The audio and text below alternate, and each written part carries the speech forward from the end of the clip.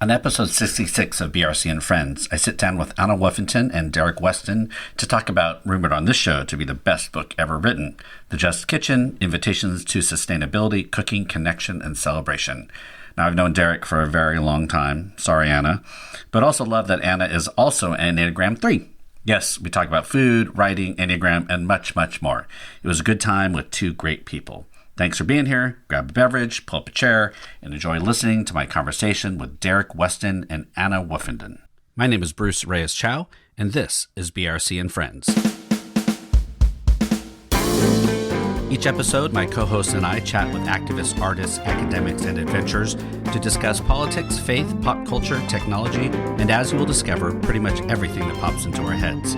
This is basically an excuse for us to hang out with friends and colleagues and riff about things that matter. Welcome to BRC and Friends. Welcome to BRC and Friends. I'm super excited about today's episode. Derrick and Anna are here today. Authors, friends, colleagues. Their new book, The Just Kitchen, is either out or coming out, depending on when this is out. And super excited, especially because you have an amazing chapter by me. But other than that. Really excited to have you all on. We're going to talk about a lot of things today. But first of all, we'll do some introductions. For those of you that are new to the show, my name is Bruce Reyes-Chow. I am currently living in San Jose, make my way through the world as a pastor and author and sometimes podcast host and general scallywag and all those kind of things. So I use he, him pronouns. I'm an empty nester, which is lovely and thrilling. And now I just put all my love and attention to one of, we have two dogs, but it all goes to my favorite dog who gets smothered all the time. So it's the only one. If you follow me on all the socials, it's the only one you ever see. People will be like, you have another dog? I'm like, yeah, but I don't like him. So he doesn't get any FaceTime. There's me. Somebody jump in. Introduce yourself. Where you are you? What do you, give us all the info. Anna. Well, Derrick and I are making faces at each other. I'm Anna Woofenden. I am in Northampton, Massachusetts. I am the rector, a priest at St. John's Episcopal Church as my day job. And then in between all those things, occasionally Derrick and I have a podcast called the Food and Faith Podcast. And somehow we wrote a book. I don't really quite know how that happened, but yes, we'll talk pretty about that. Exciting. It happened. And I have a delightful 2.5-year-old. So I'm far, far away from the empty nest, but I do, post a lot about her on Instagram and shower her with affection.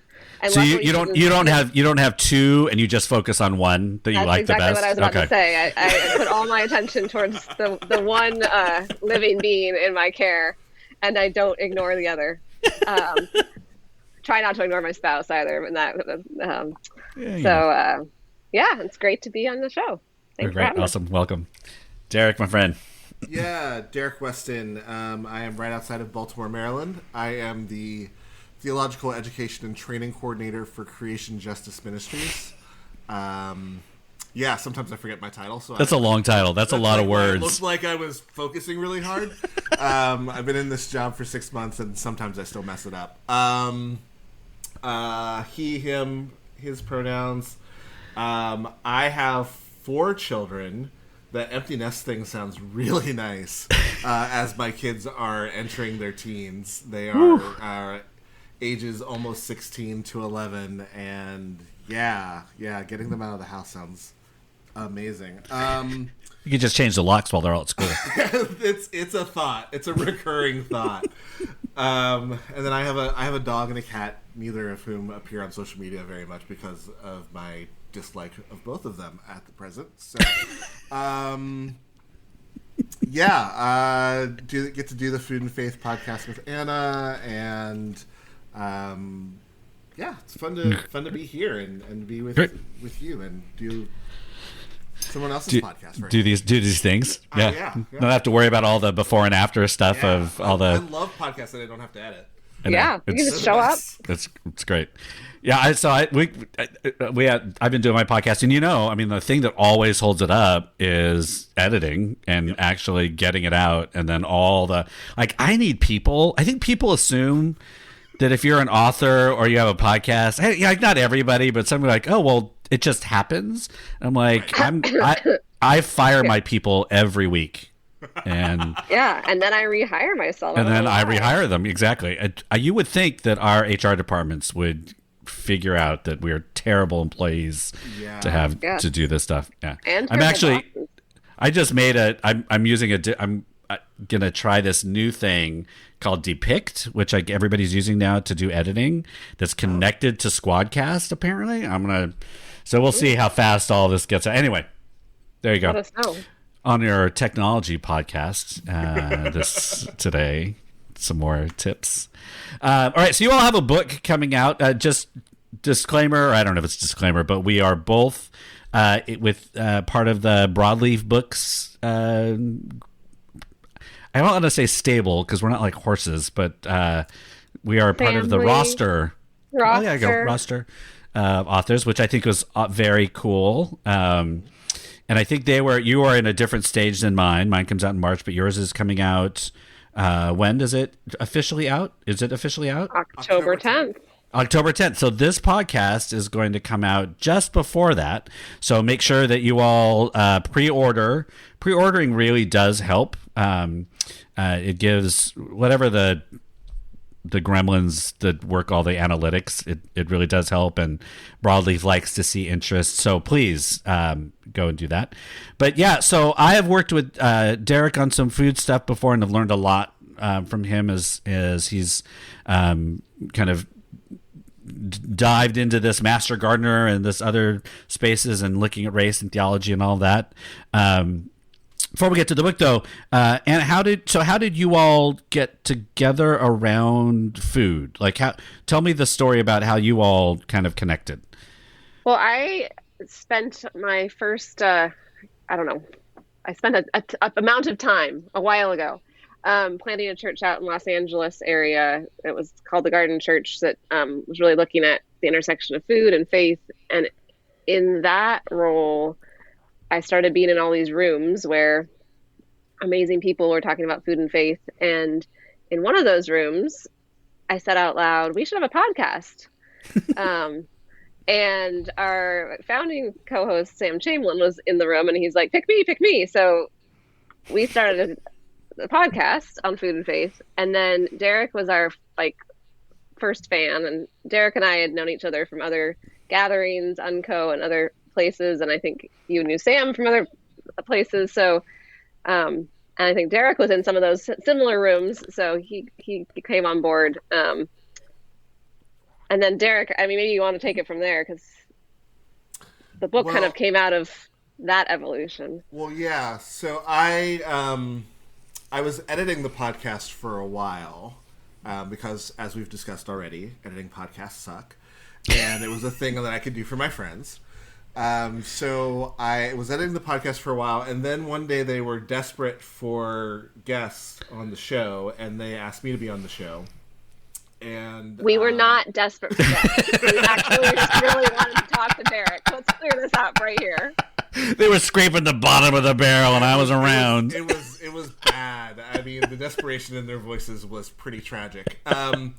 So I came on, and we just had the three of us just had really a fun time, really great chemistry talking with each other, and from there, conversations about me coming on as a co-host started. And when I came on, one of the things that we talked a lot about was there was a lot of conversation about the production end and all of the justice issues that are surrounding how food is produced, and there were a lot of conversations around what happens around the table and all of the fellowship and justice issues that happen there.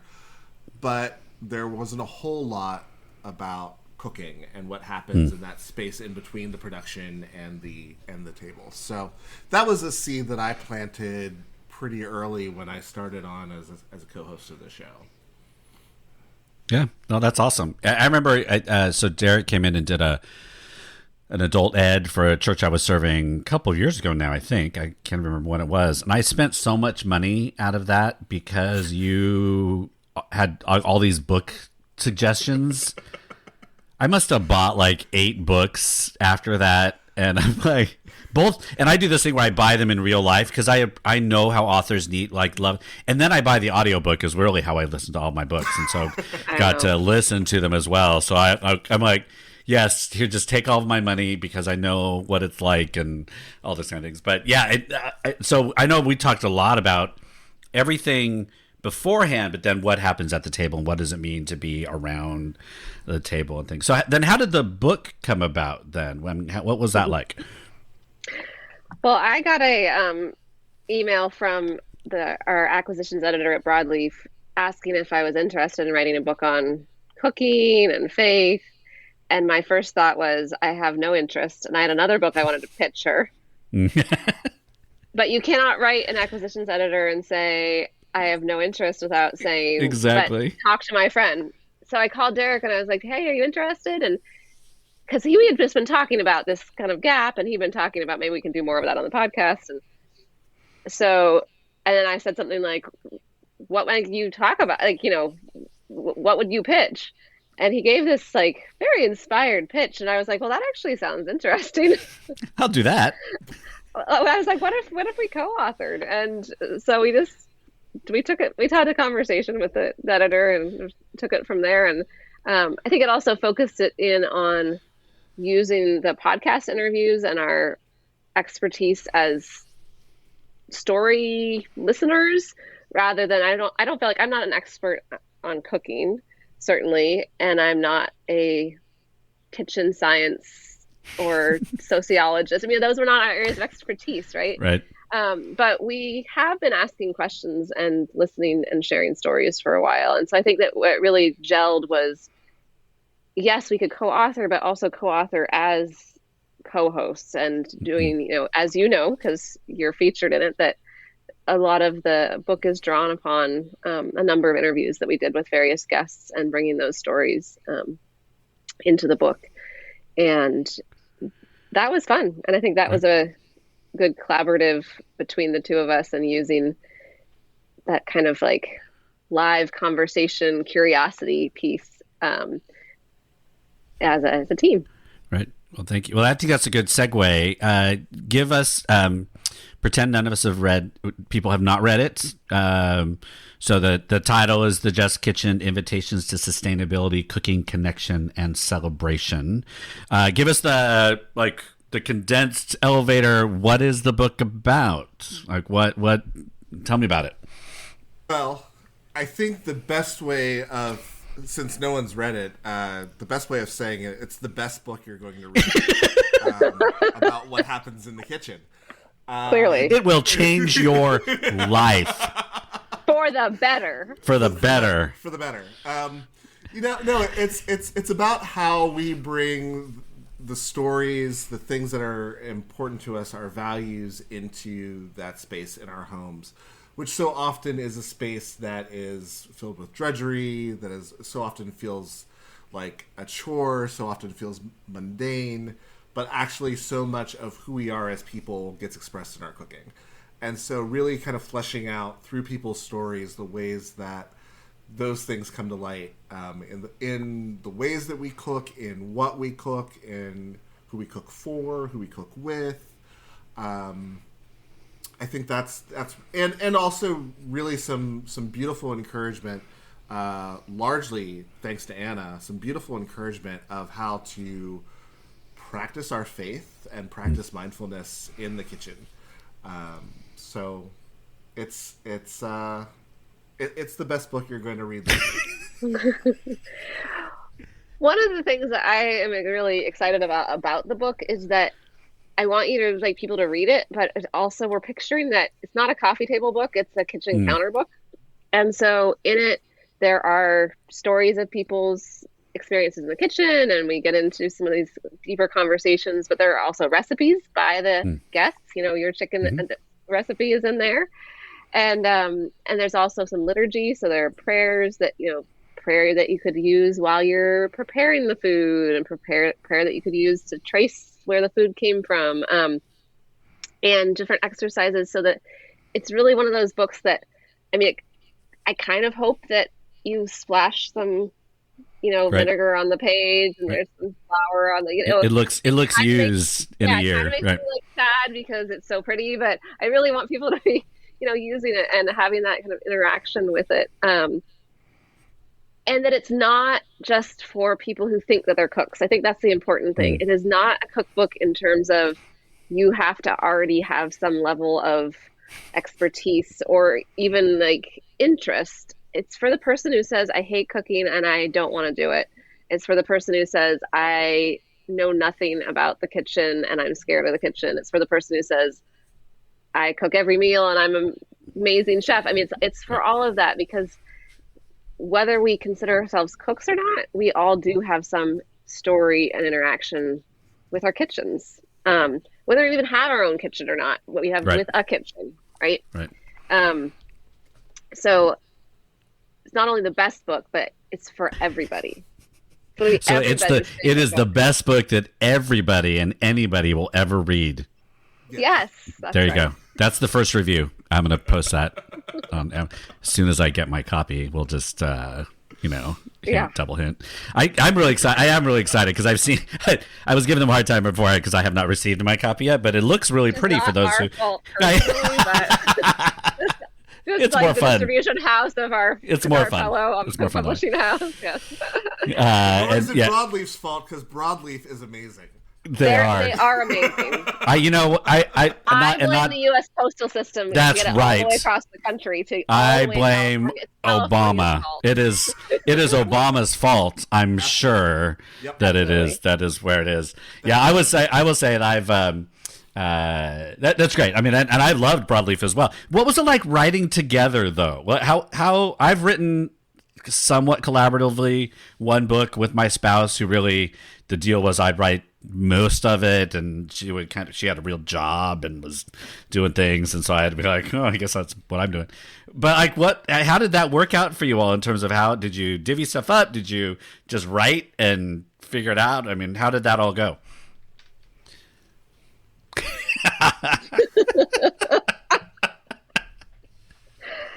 And what was the worst part about the other person?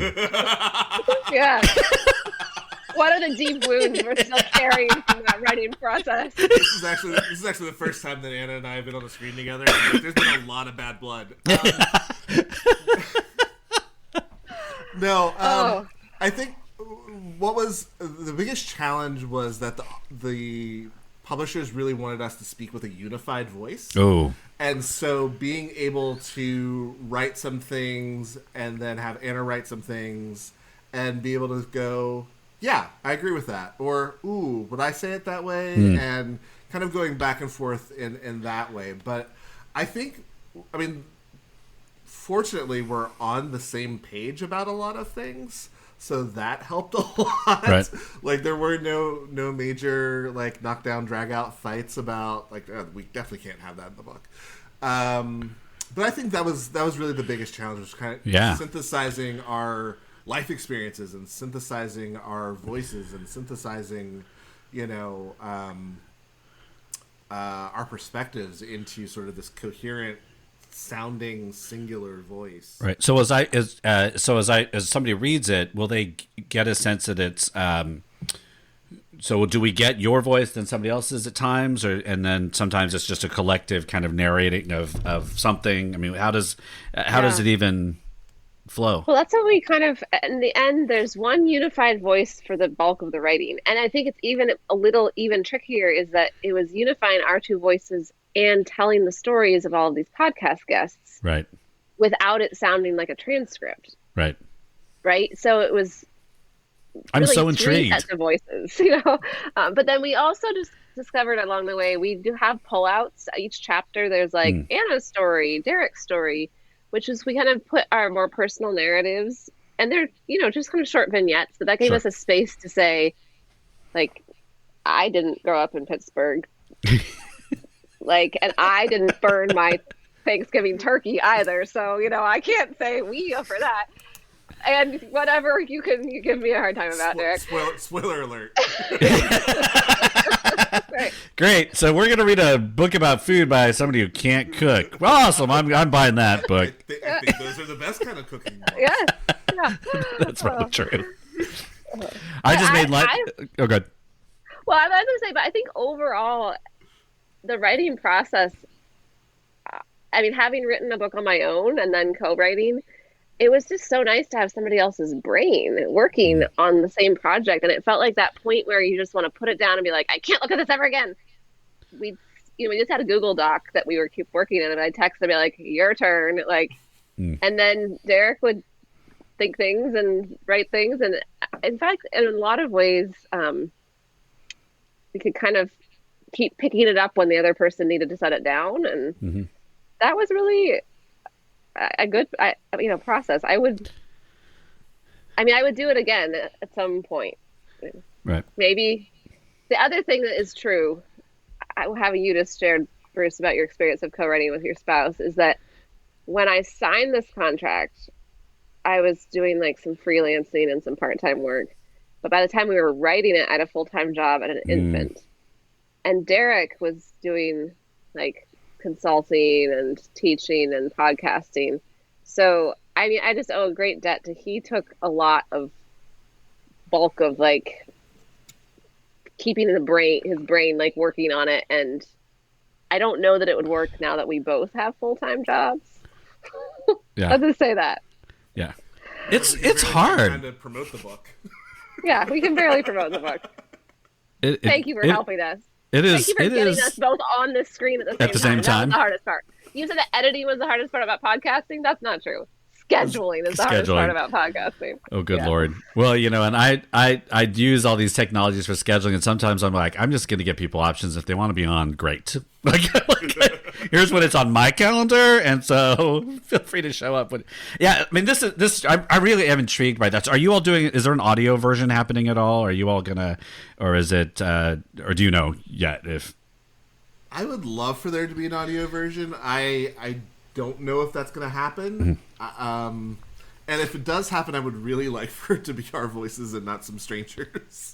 So yeah. I my first did a book with another publisher last 2 years ago, and they did an audio, and so they said, here's how you do it. There's the first one they were ever going to do. Here's how you do it. Here's how the recording. I sent a couple of samples in to make sure the recording was good enough, and did the whole thing. And then the people who were doing it were like, yeah, no, we're going to get a professional. Good. Yeah. It was like, but I've been told I have a voice for radio and voiceovers. My ego took a teeny little hit. That's pretty good. It was, yeah, like, it was like, I had to take a breath. I definitely was like, and like, well, they want to sell more copies, so they don't care how I feel. So this is the right decision, but I was like, okay, well. So for the one that I'm doing with Broadleaf, I have to audition. Oh. Wow. Oh, wow. Yeah. It's so there's no guarantee. Can I audition for your book? Oh, that'd be fun. I would really like to read your book. I think that would be fun. I think the mistake I made with my other book was like I'd listened to too many audiobooks where the author read them and they put all these asides in and to kind of make it charming. Apparently it's not. Yeah. So I think that's what, because I'd be like, oh, and I'd make some side comment and they're probably like, that's not what we're looking for, sir. It's charming when Nick Offerman does it. It's exactly. Tina Fey, she can pull it off. You, sir, not so much. Anyway. This is awesome. Thank you all for sharing that. So so that it comes out October 10th. We'll have all the links and things in the show notes below. And again, I'm really excited. It looks beautiful. Being on your podcast, just knowing kind of how you are taking perspective around food and justice and cooking and the experience. I think folks should get it. It actually, you were talking, Mike, it feels like a Christmas present book. It is, like, actually. yeah, I mean, that everybody can get, and it'll be their best present. It'll be the best. Not only is it the best book you will ever see and read, it is the best Christmas gift. So I'm gonna, like, my teenagers in our lives, that's what we're giving them. I'm sure that they'd be like, "Oh, thanks." You're thrilled. Thanks, Dad. It's what all my kids are getting. Gee, what's in the stocking that is 10 by 10 hardcover looking? Sure hope that's a big wad of cash wrapped up in that box there. They're not shoes. Oh, that's too funny. All right, so again, I'll have all that stuff in. But so you all are also in the world and doing things and all of that. What has been happening in the world that has been kind of moving you, bringing you joy, pissing you off? Is there anything in particular? And we'll start with one thing. We were talking beforehand about I was hoping one of you had watched the Star Trek musical edition. I'm going to have to find somebody to talk about that with. And then you all mentioned Ted Lasso, and then you all know I'm a big soccer person, and like that is, but I've only seen one episode, and here's why. And you all both were like, "Oh no, how could you?" Tell us, justify. There is no. It's not that deep. It's really a matter of I'm an Android person. You don't even say anything else. Oh, I see. I'm the one in every family guest, group texting. My sister's always like, "Well, we have to do this differently because of Bruce's phone." So we don't have like all the. I'd use a Mac, but we don't have all the Apple things. And Robin and I have just drawn a line at one more streaming service. So it's not even about Apple. It's just like we already pay more in streaming than we had intended when we got off of cable because it was going to be cheaper. Yeah. And we're not going to do it. So when we're somewhere that has it, we sneak them in as many episodes as we can. We were in somewhere and we're like, let's watch one episode. So it is great. It is good. But my not one more streaming app has drawn the line for it. But there's so many good shows on Apple TV that they're really, it's tempting. You can do the thing. I mean, I hear that. I respect that. I have a similar thing about Hulu right now. But then my thing is you can rotate like 6 months, Oh, that's a lot of work. I'm not that. I know, but you could. That's disciplined, and I don't know who. You don't know me. You don't. Yeah, that's a disciplined shift. This is why I haven't watched the Bear yet. Is because I'm like off Hulu right now. I know. I'm sympathizing. I'm trying to empathize with you. I haven't watched it either. It's so good. So here's my thing, and Derrick and I have known each other a long time. I don't know if you remember this about me. I watch trash. Oh, I do remember that. Yes. Yes, So I have a TV in my office, and I watch. The background is like the Meg, and I mean that's what I don't need. So you can't do like a deep show. Even watching what I'm supposed to be. Like I don't want that kind of emotional investment in my TV. Okay. Well, then Ted Lasso's not for you. It's, I appreciated it. It's gone from respect to now not. No, not. I respect your financial budgeting decision, but I think Ted Lasso's, it's too deep. Yeah, I basically, there's nothing, there are movies out there that I know I should watch and shows I should watch.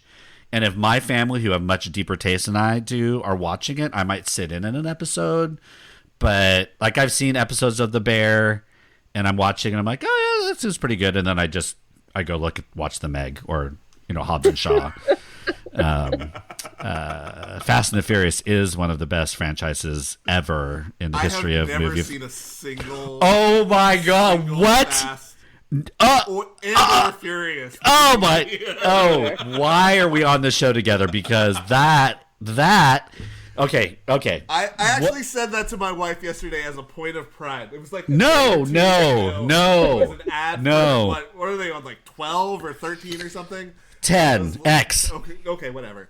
And I was like, I've never seen one of those. And it is one of the most diverse movie franchises ever made. Like if you look at in terms of kinds of garbage.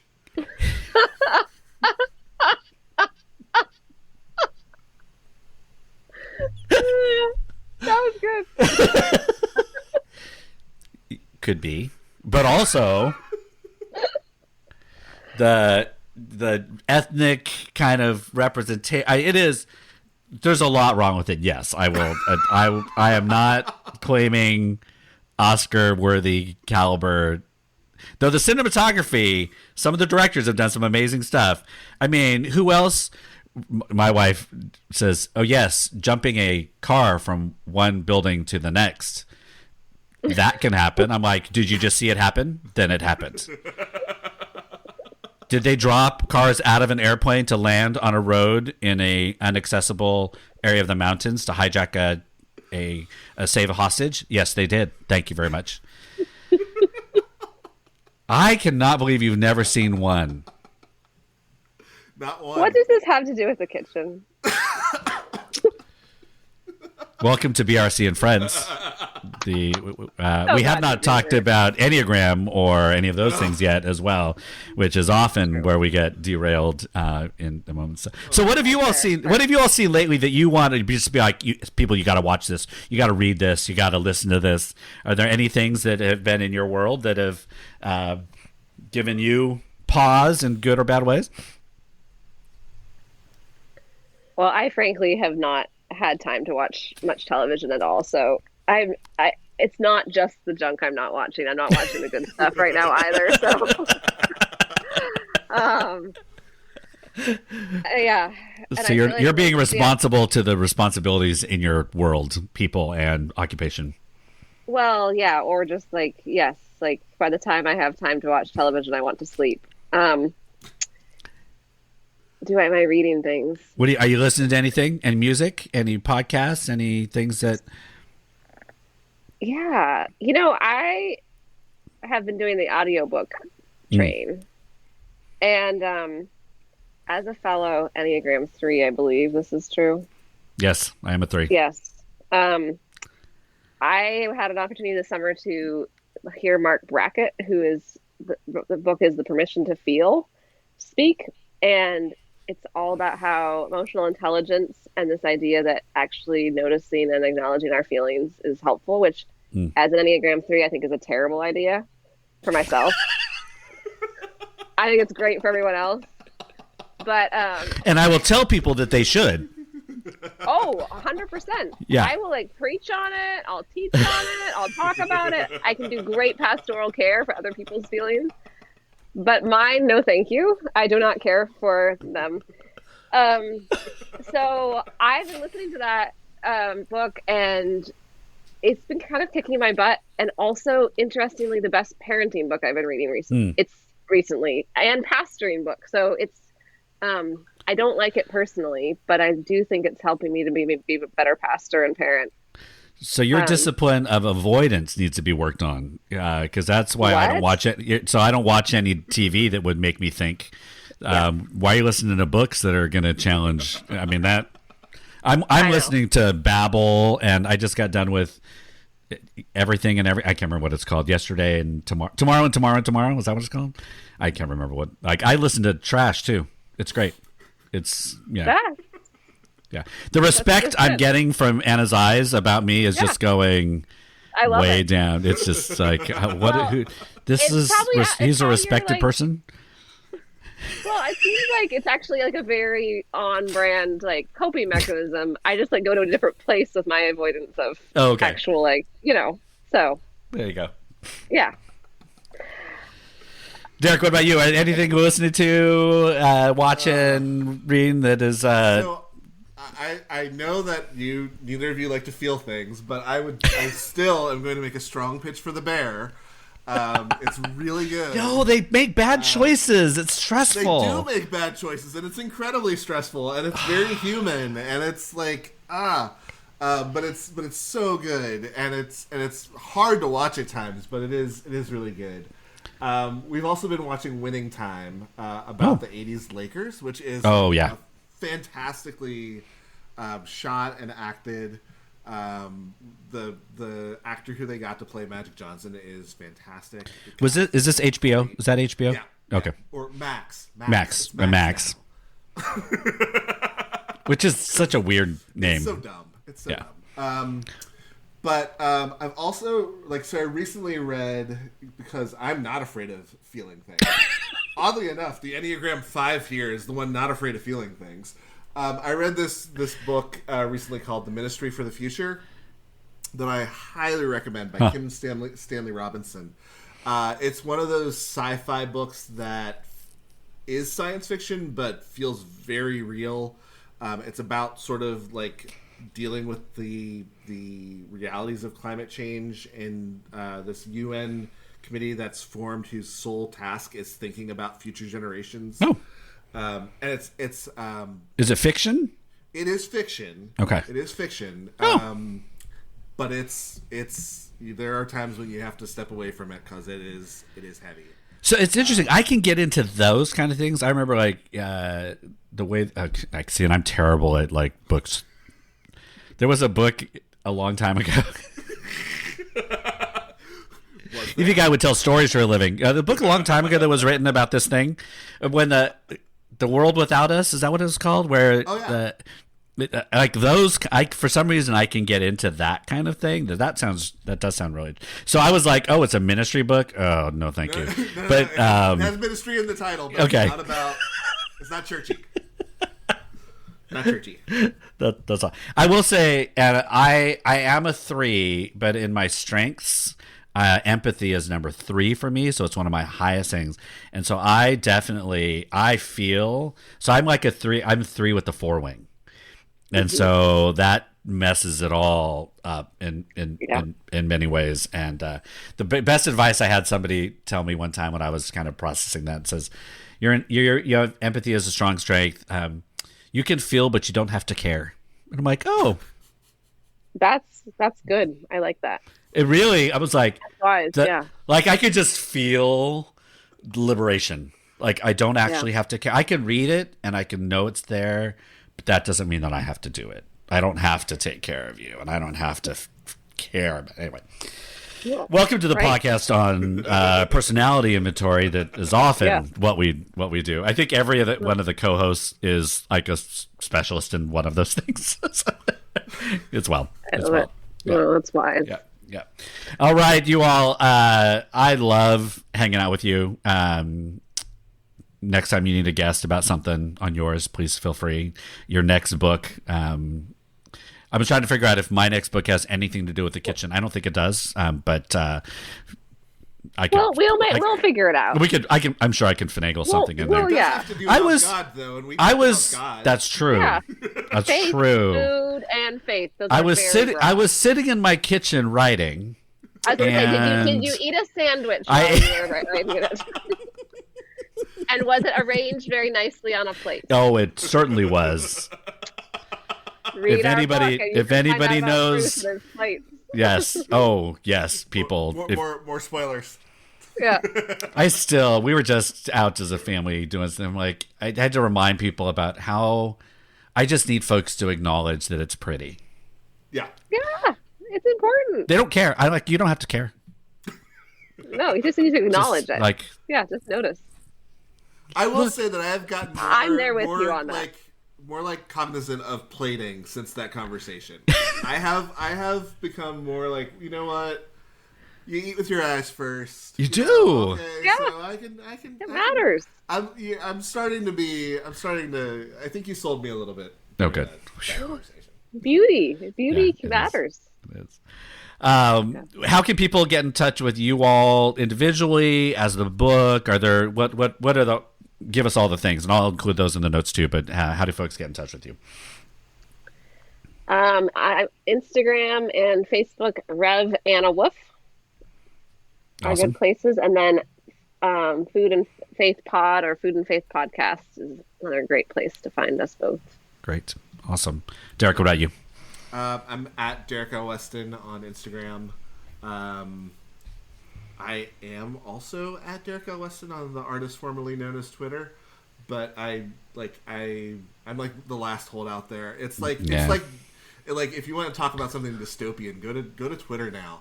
Oh, it's like hanging out in the barren wasteland. It is. It's pretty Yeah, I was gonna. I mean, this is a whole other podcast. I was gonna stay on that one just for my news. Like that was the only I'm exiting for a lot of, and I was just on. I'm like, I'm not. That's not. It's not even worth being there anymore. Which is well. Anyway, all right. So make sure, folks that are listening, you buy the book, buy many books. It'll be a great Christmas gift. You can.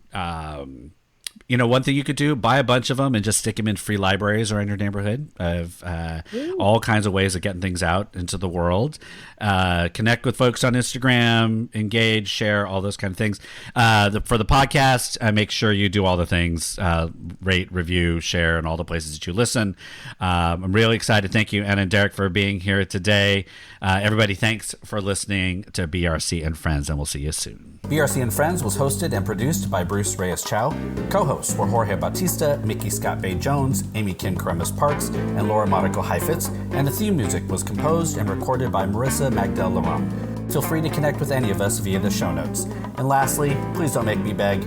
Take a moment to rate, review, and subscribe to BRC and Friends wherever you listen to podcasts. Until the next episode, thanks for listening to BRC and Friends.